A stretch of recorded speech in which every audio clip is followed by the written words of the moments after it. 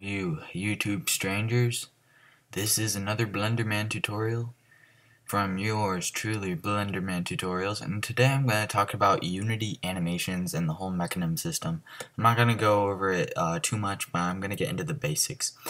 So I have my character animation in Blender, and this was requested by someone. I will tell you at the end of this video, or actually, I'll have his name right in the corner right here.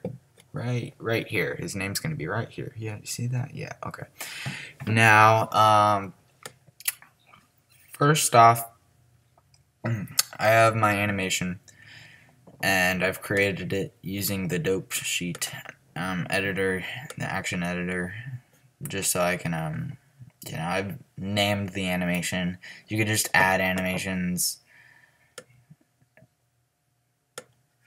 Idle. There we go. Stuff like that. So first off, you gotta save it. Then you gotta export it as an something weird happened with the computer. Now I have to export it as an FBX. This might happen to you, and if it does, just go into your user preferences and just type in FBX and export, import export Autodesk FBX format. Just click on that and save your user settings.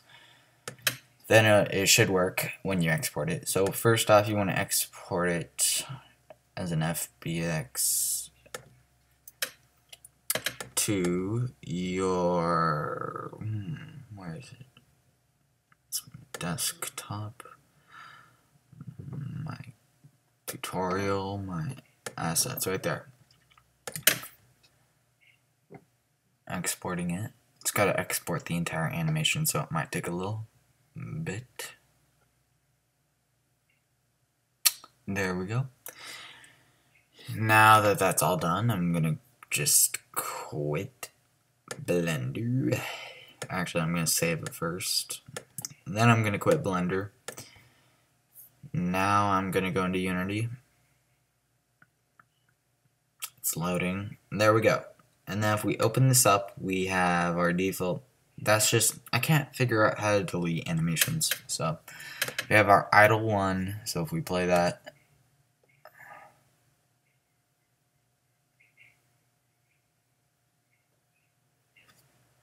so we just have him doing his stuff, stretching out. This is going a little slow. I'm not sure why.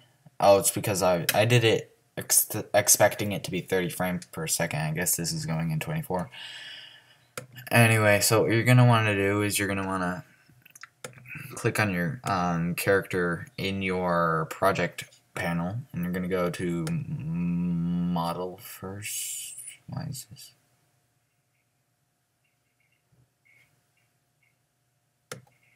There we go. Oh, it's because I have this. Oops.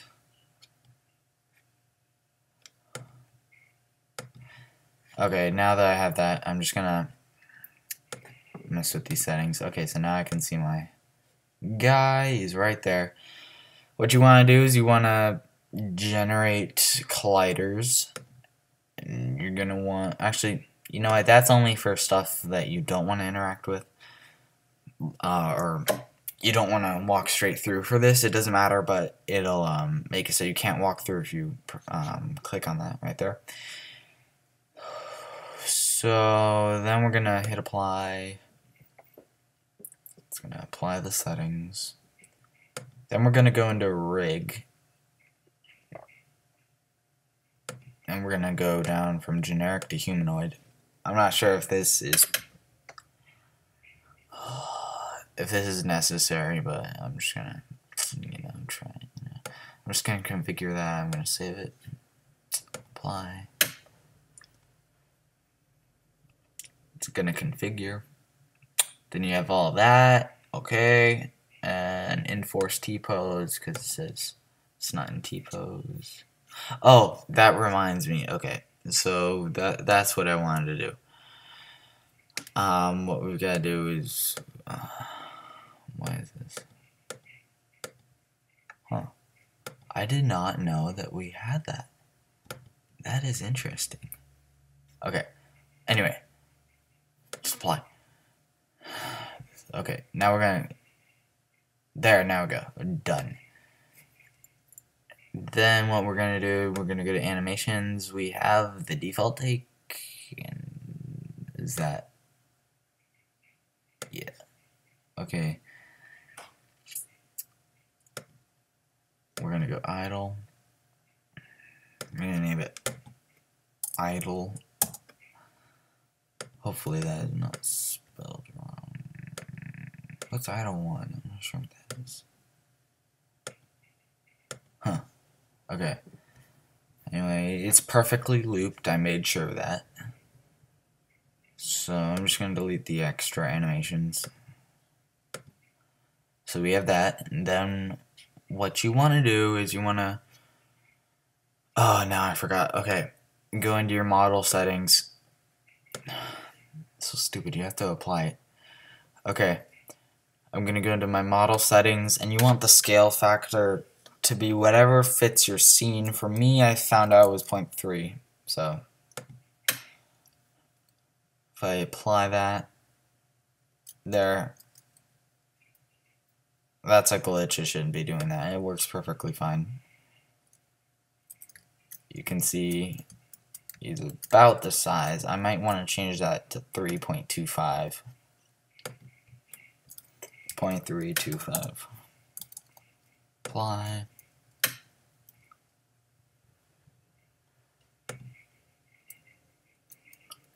Just so that we can look up to this guy.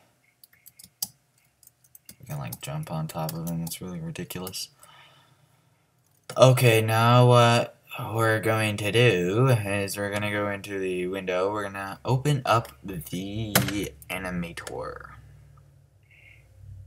Yes, I'm pretty sure it's the animator. Down under the assets folder, we're going to go and we're going to create a animator controller. We're going to call this base mesh animator. Yeah. Any state. Okay. Now what you want to do is you want to drag the idle animation onto there. So now, just to show you guys, this should work. Oh wait, I maximize on maximize. Okay.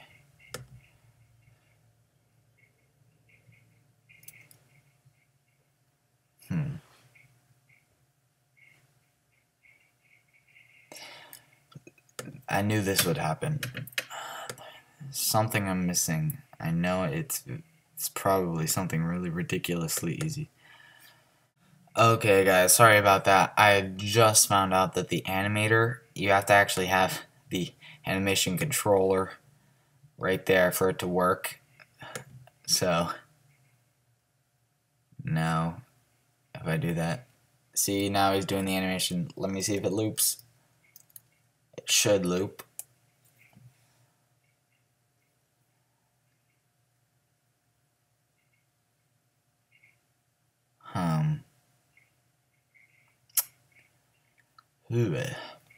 Found out the problem. So when you go to your Blender mesh whatever thing inside of your project panel, you click on it, you have to go, it'll be default right here. You want to go to your animations, and under your idle animation you need to select loop time and loop pose. That will fix the problem. So now if you just apply those settings and so long and I play, it'll play the animation.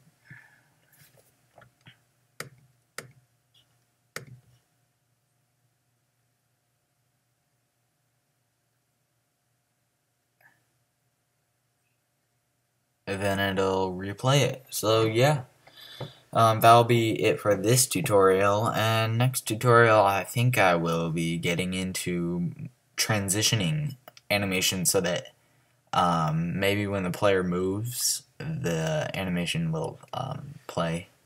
Like when you move forward, it will play the walking animation, and when you move to the side, it'll play the side walking animation.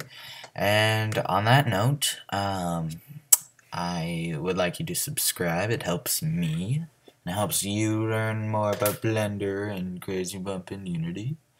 And I hope you found this video tutorial helpful. If you have any questions, just comment. Trust me, I looked at them. I looked at the question that asked about animation doing thingy-majiggers. I is a good Unity programmer. And I like this video, if you liked it, of course. And I will see you all next time. Bye.